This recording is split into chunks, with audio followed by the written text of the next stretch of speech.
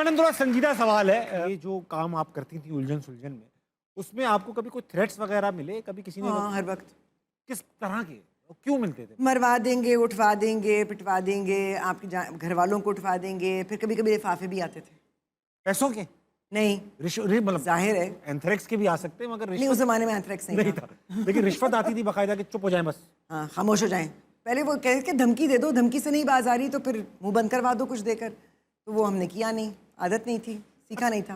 Madam ऐसा क्यों होता है कि हमारे यहाँ, मैं देखता हूँ कि हम ओवरऑल, अभी किसी ने बात भी की कि हम एक ओवरऑल कंजर्वेटिव सोसाइटी हैं। जब भी हम कंजर्वेटिव कहते हैं तो कभी कभी दिमाग में ये भी आता है कि हम शायद रिलीजियस सोसाइटी भी हैं, और हैं शायद रिलीजियस सोसाइटी है। मुझे फील होता है इंटरनेट पर कि हर कोई बहुत ज़्यादा जो है वो दीन को फॉलो करता है। ऐसा लगता है इंटरनेट पर कि पाकिस्तान एक आइडिया। नहीं, इंटरनेट पे ये लगता है कि सारी दुनिया आपको दीन पर फॉलो करवाना चाहती है, लेकिन खुद भूल जाती है कि दीन क्या है। तो आपको क्यों ऐसा क्यों है कि हम इतना रिलीजन को प्रोपगेट भी करते हैं, फॉलो भी करते हैं, प्यार भी करते हैं अपने दीन से, उसके बावजूद अपनी बहनों को हिस्सा देते हुए हमें मौत पड़ जाती है, हमें जंजीरों तक बांधने में? क्योंकि सबसे बड़ी बात यह कि हम दीन को फॉलो नहीं करते।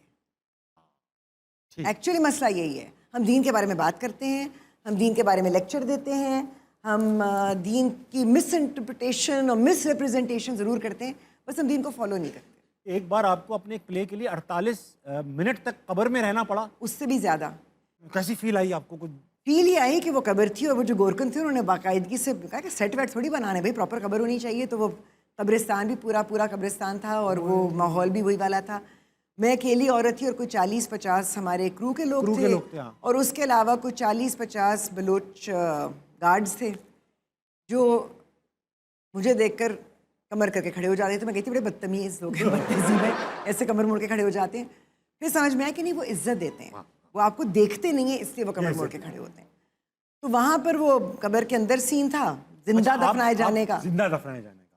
तो अब ज़ाहिर जिंदा लाश तो नहीं थी ना, वो बात भी कर रही थी। अब वहाँ खड़े हुए हैं तो अजान होगी, उन्होंने कहा भी रुक जाएं। तो उन्होंने मुझे बाहर निकाला। अच्छा, वो मैं हाथ रखूँ तो मिट्टी निकल जाए, पैर रखूँ तो मिट्टी निकल जाए, पर तो मेरा माशाल्लाह छोटा ही है। फिर मैंने कहा भाई कोई एप्पल बॉक्स दे दो, कोई स्टूल दे दो, मैं बाहर कैसे निकलूँ। खैर वो मुझे खींच कर बाहर निकाला। फिर दोबारा जब अंदर गए फिर अजान हो गई। तो वो 3-4 बार ऐसा हुआ। मैंने कहा भैया बहुत हो गया, मैं इधर ही ठीक हूँ, बहुत दफन हो चुकी। हाँ बहुत दफन हो चुकी, बार बार ना दफनाए, मैं इधर ही खड़ी है।